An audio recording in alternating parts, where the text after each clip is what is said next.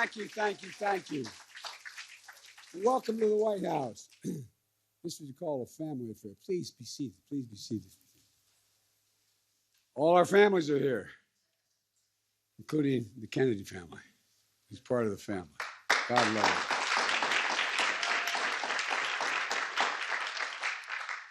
Jill and I, for us, when Barack and Michelle hosted us at this reception, it was one of our favorite events. And now with Kamala and Doug, and to host the Kennedy Center honorees once again in the White House, we welcome everybody back. And if you excuse a point of personal privilege, we used to say in the Senate, my good friend David Rubenstein in the front row, that's really important, but the most important thing is he's sitting next to my sister, Valerie. And,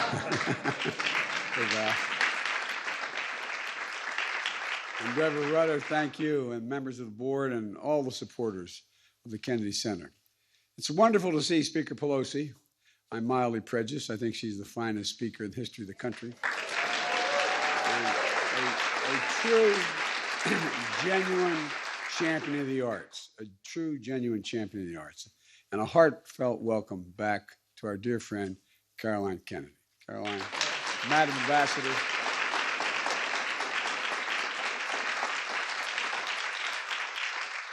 You know how much our family loves your family and how much in times of difficulty early on before I had this job, I relied on your family for help and moral support. I really mean it. Thank you, thank you, thank you. I think about your parents and your uncles often. And look, on this night in particular, I'd like to thank President and Mrs. Kennedy's love for the arts.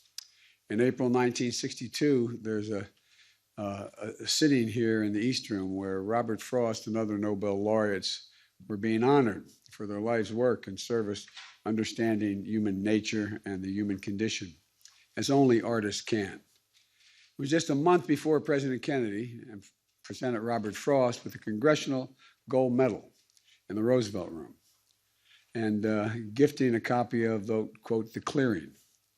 And, you know, a great American poet joked that President Kennedy had a, quote, niche of Irish weakness in the arts. Well, what I can say is I think all the Irish do. I don't have as much as others because I'm not as sophisticated, but it's the Irish of it. You know, in October, I had the honor of meeting Pope Francis in the Vatican and marking the progress when the only openly Catholic president was able to openly befriend the second Catholic, but the only one able to befriend the Pope without it causing a great international stir. When President Kennedy was elected, he could not. Pope Francis and I met for about 90 minutes. As a matter of fact, the consularies kept saying, is it finished yet? Is it finished yet? Actually, it went on about almost 2 hours. And we're talking about a range of issues. And it was one of those most meaningful meetings of my career, but there's something else at the Vatican that's moving for me and for millions of visitors. When you walk into the Sistine Chapel, as you all probably have, and look up at the heavens, and you see Michelangelo's masterpiece, and it takes your breath away. It reminds me of Michelangelo's famous words when he said, I saw the angel in the marble, and I carved it until I could set him free. I saw the angel in the marble, and I carved it so I could set him free. That's an artist's gift. That's the gift you all give us. It's that sixth sense to imagine something no one else can, to carve, to paint, to write, to dance, to sing, to dream, until you set the vision free. That's what you do. I don't even think you fully appreciate what you do for so many people. Tonight, we celebrate that gift and another extraordinary group of artists here in the White House. To all the Kennedy Center honorees, past and present, thank you for sharing your gift with the nation and with the world. And that includes honorees who are no longer with us, like the incomparable Stephen Sondheim, who just passed away. Stephen was in a class of his own as a composer and lyricist, and he once wrote, no one leaves for good. No one leaves for good. Like every iconic artist, his work's going to endure and be discovered and rediscovered for generations to come, just like the work of all of you here.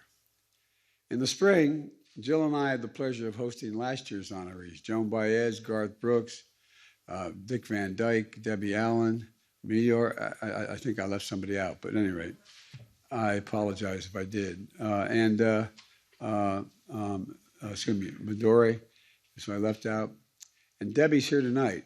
Jill and I met them as ordinary fans, and we did so as President and First Lady, recognizing how it touches and reveals the soul of America. I mean, you are the, in a sense, the face of America. You're the ones that most people associate with who we are as a country.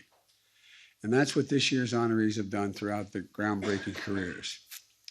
And Justino Diaz, proud son of Puerto Rico and one of the world's legendary opera singers, who gives us a sound of soul, a 4-decade career, dozens of roles and hundreds of performances. From the stages of the world's biggest opera houses, his defining baritone makes Shakespeare, Verdi, Puccini, as if they all wrote for him, each of the. It's amazing. I don't know whether you feel that way, pal, but that's how it comes across. A voice and a presence that depicts the drama of human experience unlike few others ever have or ever will. And 50 years ago, Justino performed at the inauguration of the Kennedy Center. Later this evening, he returns with a well-deserved honor. Congratulations, Justino. I think you're deserve it.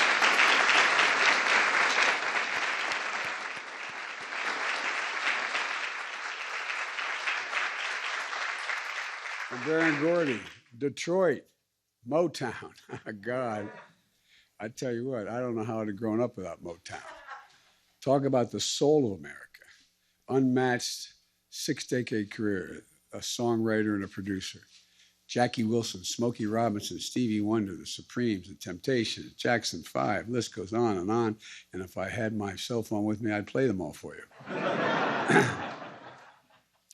The talent, the singers, writers, producers that found a home in Motown and helped establish Black culture as American culture. It went well beyond the music.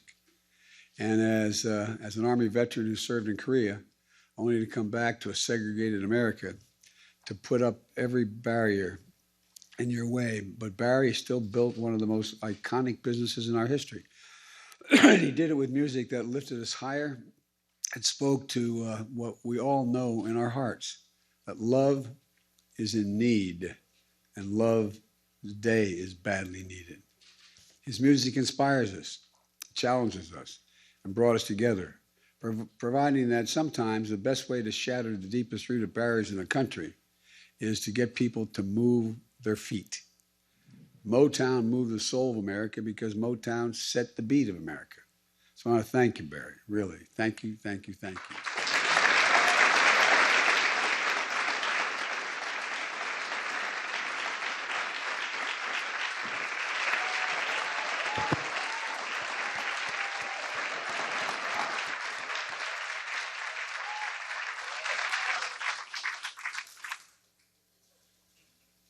You know, Barry, my dad, when he was a kid, had a band. And as he grew up and getting married and had his family, used to look at me and said, Joey, I don't know where the hell you came from. He said, you have 2 left feet. You can't carry a tune in a wheelbarrow. And Joey, you have no lip for a clarinet. So he was disappointed. But I wish I had your talent to not be able to do any of that stuff and still make the best music in the world.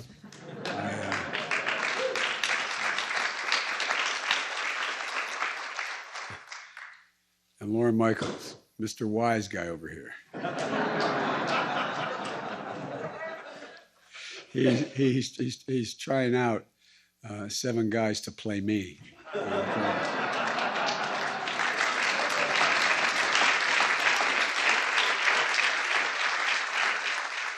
As we say in our family, bless me, Father, for I have sinned. And finally, it's my turn to say something about him.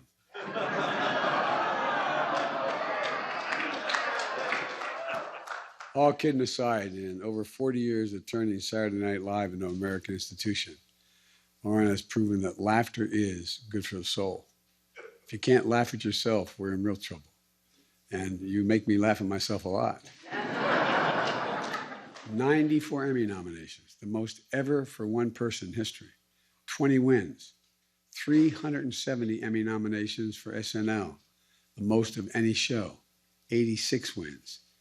And like Barry Gordy, he's cultivated talent that's defined American culture in the 20th century and well in the 21st century. Talent like past Kennedy Center honoree Steve Martin, who is here today. Steve, are you here today? I was told, Steve, stand up. Come on, man. Thank you. Thank you.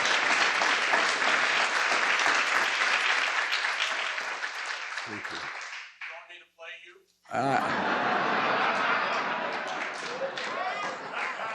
you? Steve, I'm afraid you understand me too well. Laura has proved that satire about our leaders, about our society, is a quintessential American thing to do and a hallmark of any democratic society. Like good journalism, comedy holds a mirror up to ourselves to reflect on the good, the bad, and the truth. It matters. And our good friends, the past Kennedy Center honorees like David Letterman, who is here and understands the truth of that as well. And throughout my career, I've met nearly every world leader. And I'll tell you, not everyone sees satire that way. You'd all be in jail. Joke.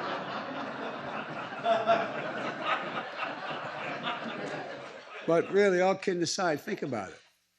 But for America, that's the power of our example. You know, I wrote a line a long time ago that keeps getting quoted back to me. I make no apologies for it.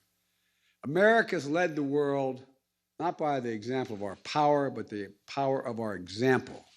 That's who we are. That's what leads the world, the power of our example. And thank you for continuing that great American tradition. I really mean it. Thank you.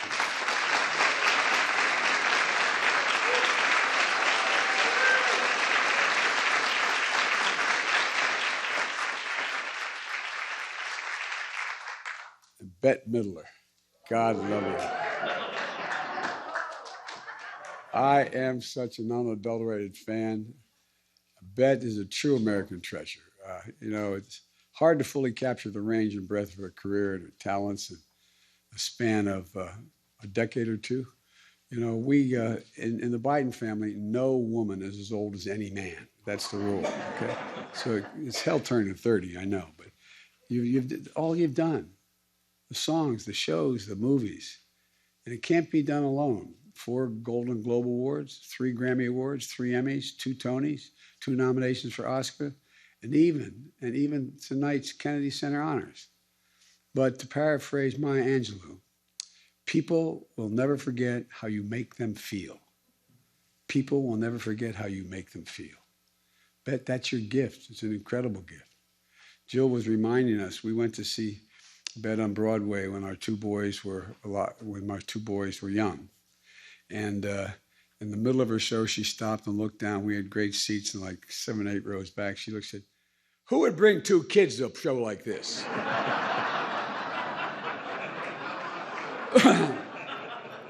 My boys used that as a badge of courage their entire career.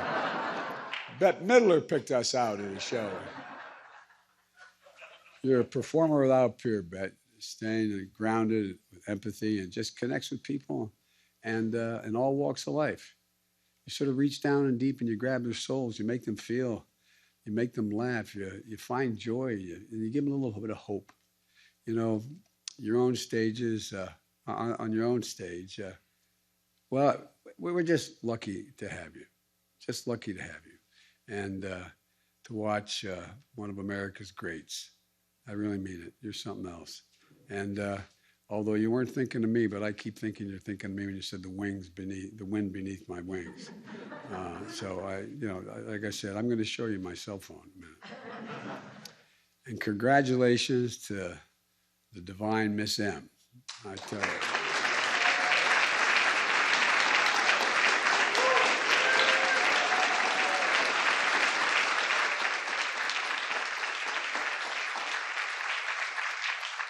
And Joni, your words and melodies touch the deepest parts of our soul. I really do. Don't, and that your experience for real. I mean, all that she's done.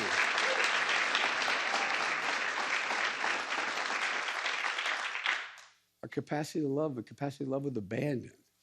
Abandon. And she does it by letting us in, by sharing what's deeply personal and yet universal. It's why millions of people will listen to her songs and feel they were written just for them. You're a master at your craft. And what sets you apart, in my view, is when we listen to you, your voice, your guitar, your careful arrangements, we listen to a great song. And then you read the lyrics on their own, in the quiet, all by themselves. And you read a great poem. You sing poetry, it seems to me. And I'm no artist. 8 Grammys, 17 nominations. The album Blue, considered one of the best albums ever, ever, ever. And the impact on fans in every generation and artists of every genre. This is immeasurable. Her gift, she touches the range of human nature and the sense of struggle and how we overcome and how we love. Joni, congratulations. Congratulations. Congratulations.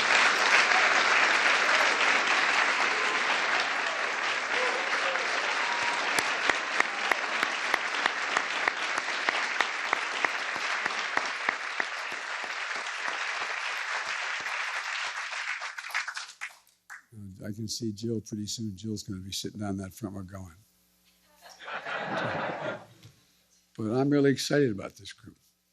To the 5 honorees tonight and to your families, thank you. And their families are here. As a group, in your own ways, you've brought people together. You've made us laugh, you made us cry, you made us sing, you made us dance. And generations of families have shared the love of your work. And our nation is stronger, more dynamic, and more vibrant because of you. You know, I won't go into it, but as I've been in and out of Afghanistan and Iraq over 27 times, I think, and going to these war zones, be up in the Konar Valley, and you'd hear your music being played by our service for real. For real. In the dining halls. It's just, there's something, and that's something to remember today. This is, for this pandemic, a profound loss and pain. As we move forward toward repair and renewal, the artist's vision is as important as it ever has been. I would argue more important. The search for greater meaning in our lives and the lives of the nation, we've seen the power of art in every form to heal, to comfort, and recover. And as part of a great tradition in our country, Jill and I, Kamala and Doug, are going to continue to celebrate and appreciate and support the critical roles that artists play in our nation. As Vice President, I was here in the groundbreaking for the Kennedy Center expansion to broaden its cultural impact. As the Kennedy Center celebrates its 50th anniversary, as President, my administration looks forward to working with it in the arts and cultural organizations across America, from big cities and small towns, to make more accessible for people of every age and background what's there, to lift up more voices, to inspire and support the next generation of artists and creators, and to tell the full story of America, a story of the power of our example as a great nation, because we are a good people with artists who carve angels from marble to set them free. So congratulations again. Enjoy tonight's show and have a safe holiday season. May God bless you all and may God protect our troops. Thank you.